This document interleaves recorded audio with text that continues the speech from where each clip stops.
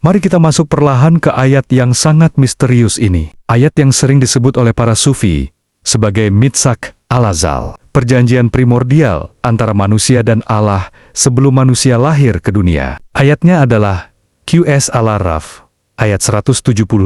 Alastu birabikum kalu bala syahidna. Bukankah aku ini Tuhanmu? Mereka menjawab, betul, engkau Tuhan kami.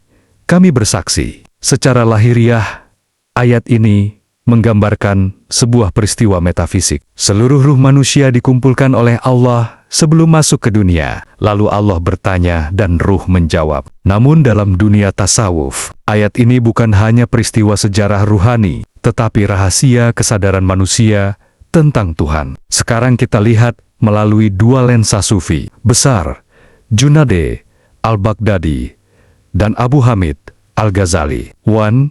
Hakikat marifat menurut Imam Junaidi al-Baghdadi. Junaidi dikenal sebagai tokoh tasawuf, tasawuf yang sangat hati-hati dan sadar. Menurut pemahaman yang dinisbatkan kepadanya, ayat ini menunjukkan bahwa makrifat kepada Allah sebenarnya sudah ada dalam fitrah ruh manusia. Artinya sebelum manusia punya tubuh, sebelum punya nama, suku, agama, bahkan sebelum ada dunia, ruh manusia sudah mengenal Allah. Tetapi ketika ruh turun ke dunia, ruh dibungkus nafsu, tertutup syahwat, disibukkan dunia. Akibatnya manusia lupa perjanjian itu. Dalam perspektif Junaidi, tazkiyatun nafs, penyucian jiwa, bukan membuat manusia mengenal Allah, tetapi mengingat kembali kesaksian roh itu. Seperti seseorang yang tiba-tiba merasa, aku sebenarnya pernah mengenalnya. Inilah yang disebut para sufi sebagai zikr hakiki, ingatan terdalam ruh kepada Tuhan. Tu, hakikat marifat menurut Imam Al-Ghazali. Imam Al-Ghazali memandang ayat ini melalui psikologi spiritual manusia. Menurut beliau, dalam diri manusia terdapat fitrah tauhid. Hati manusia ibarat cermin. Jika cermin itu tertutup karat dosa, maka cahaya Tuhan tidak tampak. Namun ketika hati dibersihkan melalui taubat, dizikir, mujahadah, melawan hawa nafsu, ikhlas, maka karat itu hilang. Saat itulah manusia merasakan sesuatu yang aneh, tapi akrab. Hati merasa sangat mengenal Allah. Bagi Al-Ghazali, ini bukan pengetahuan baru. Ini adalah ingatan ruh terhadap kesaksian alastu birabikum. Seolah hati berkata dalam diam, benar, engkau memang Tuhanku sejak dahulu. Sri, tadabur kalbu, renungan batin. Jika ayat ini direnungi secara batin, ia seperti membuka sebuah misteri besar tentang manusia. Kenapa manusia selalu mencari Tuhan? Kenapa manusia di seluruh peradaban membuat konsep ketuhanan? Dalam perspektif tasawuf, jawabannya sederhana, tapi karena ruh manusia pernah bertemu Allah, seperti anak kecil yang terpisah dari ibunya sejak lama. Ia tidak ingat wajah ibunya dengan jelas, tetapi hatinya selalu mencari. Begitulah ruh manusia. Seluruh pencarian spiritual manusia sebenarnya adalah usaha kembali mengingat perjanjian itu. 4. Hakikat marifatullah dalam ayat ini. Jika diringkas dalam bahasa tasawuf, syariat, manusia mengenal Allah lewat ilmu. Tarikat, manusia mendekat kepada Allah lewat amal. Hakikat, manusia menyaksikan Allah dalam hati. Marifat, manusia sadar bahwa sejak azali, ia sudah milik Allah. Sehingga rahasia ayat ini adalah, marifatullah bukan sekadar mengetahui Tuhan, tetapi mengingat kembali kesaksian ruh kepadanya. Ada satu renungan yang sering muncul dalam tradisi sufi. Jika seluruh ruh pernah berkata, bala benar engkau Tuhanku, maka hidup di dunia sebenarnya hanyalah satu perjalanan panjang untuk membuktikan jawaban itu. Seluruh ibadah, dizikir, dan perjalanan spiritual manusia, pada akhirnya, hanyalah usaha untuk kembali pada kesaksian pertama itu. Dan disitulah tasawuf melihat dunia ini seperti perjalanan pulang ruh kepada Allah. Sekarang kita lanjut pada ayat berikutnya, yaitu QS Al-Araf, ayat ke-173.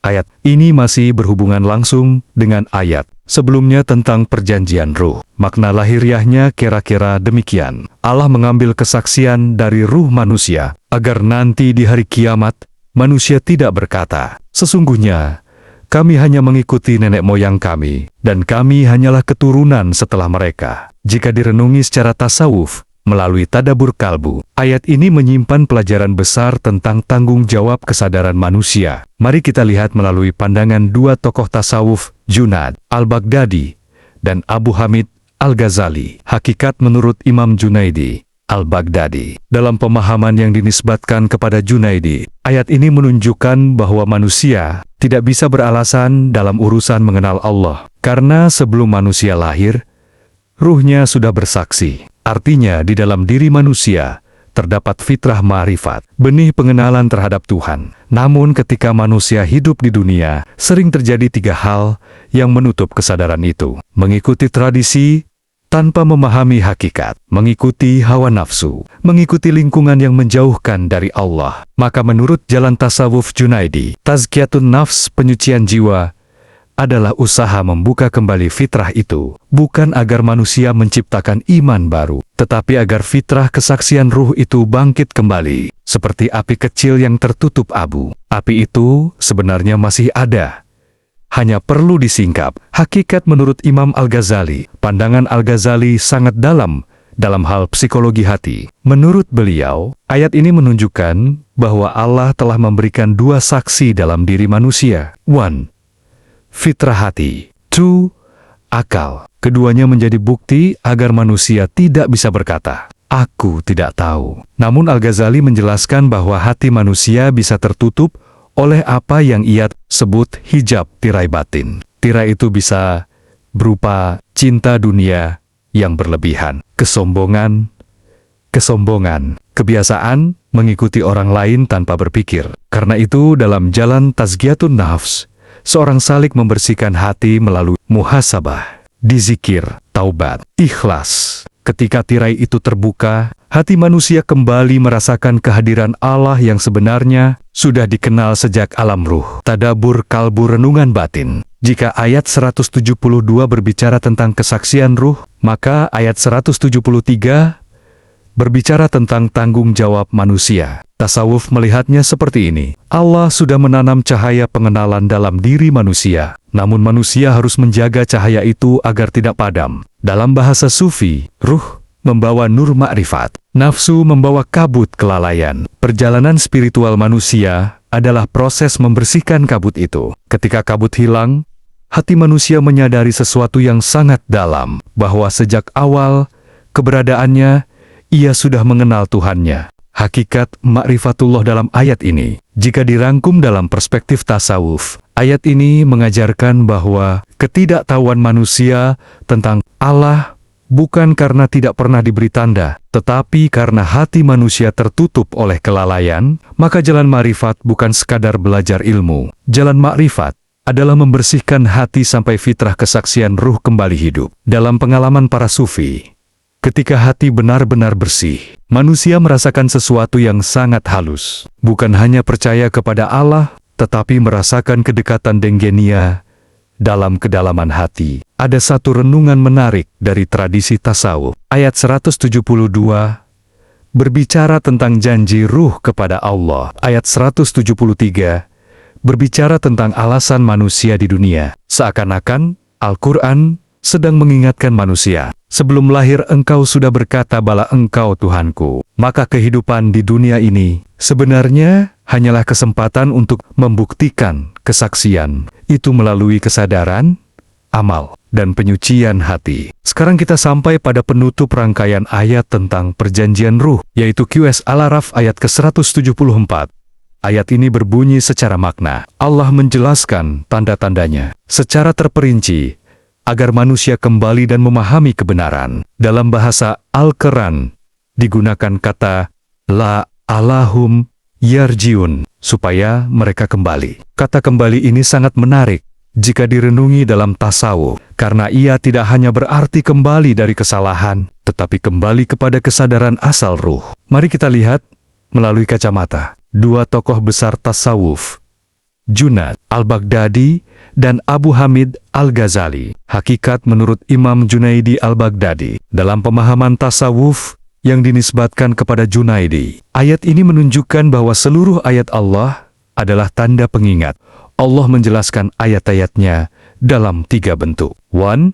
Ayat kauliyah, wahyu, Al-Quran. 2. Ayat kauniyah, alam, semesta, Sri. Ayat nafsiyah, tanda-tanda dalam diri manusia. Bagi seorang salik, pejalan spiritual, semua itu sebenarnya panggilan untuk kembali mengingat Allah. Junaidi memandang perjalanan tasawuf bukan mencari sesuatu yang baru, tetapi kembali kepada asal kesadaran ruh, seperti orang yang lama tersesat, lalu menemukan jalan pulang. Dalam istilah sufi ini disebut ruju ilallah, kembali kepada Allah. Hakikat menurut Imam Al-Ghazali. Pandangan Al-Ghazali sangat menekankan pada fungsi hati dalam memahami tanda-tanda Tuhan. Atami, Tuhan, menurut beliau, ayat-ayat Allah sebenarnya selalu hadir di sekitar manusia. Keindahan alam, keteraturan kosmos, kehidupan manusia, bahkan gerak hati sendiri. Namun manusia sering tidak menangkap maknanya karena hati tertutup oleh gaflah kelalaian. Dalam jalan tazkiyatun nafs, hati dibersihkan melalui dizikir, muhasabah, murakabah, kesadaran bahwa Allah selalu melihat, zuhud dari keterikatan dunia. Ketika hati menjadi jernih, ayat-ayat Allah tidak lagi hanya dibaca dengan akal, tetapi dirasakan oleh kalbu. Pada titik ini, seseorang mulai memahami makna ayat 174, bahwa semua tanda itu diberikan agar manusia kembali kepada Allah. Dengan kesadaran penuh, tadabur kalbu, renungan batin. Jika kita melihat rangkaian 3 ayat ini secara tasawuf, ayat 172, ruh manusia bersaksi kepada Allah. Ayat 173, manusia tidak punya alasan untuk mengingkari. Ayat 174, Allah memberikan tanda-tanda agar manusia kembali. Ini seperti sebuah peta perjalanan spiritual manusia. Asal ruh lupa di dunia, diingatkan kembali oleh tanda-tanda Tuhan. Tasawuf memandang seluruh kehidupan manusia sebenarnya adalah proses kembali kepada kesaksian awal ruh. Segala pengalaman hidup, bahagia, sedih, kehilangan, cinta, bahkan penderitaan, seringkali menjadi isyarat Tuhan agar manusia terbangun dari kelalaian. Hakikat marifatullah dalam ayat ini. Dalam bahasa tasawuf, ayat ini mengandung satu rahasia besar. Allah tidak hanya menciptakan manusia, tetapi juga menebarkan tanda-tanda agar manusia menemukan kembali jalan kepadanya. Ketika hati seorang hamba benar-benar bersih melalui tazkiyatun nafs, ia mulai melihat sesuatu yang dahulu tidak terlihat. Alam semesta menjadi seperti kitab yang hidup. Angin, langit, kehidupan, bahkan detak hati sendiri terasa seperti ayat-ayat yang sedang berbicara tentang Allah. Dan disitulah perlahan lahir marifatullah, pengenalan batin kepada Tuhan. Para sufi sering mengatakan sesuatu yang sangat sederhana, tetapi dalam, manusia tidak tersesat karena tidak ada petunjuk. Manusia tersesat karena tidak menyadari bahwa seluruh alam adalah petunjuk. Ketika kesadaran itu bangkit, hidup tidak lagi terasa sekadar perjalanan dunia, melainkan perjalanan pulang menuju Allah.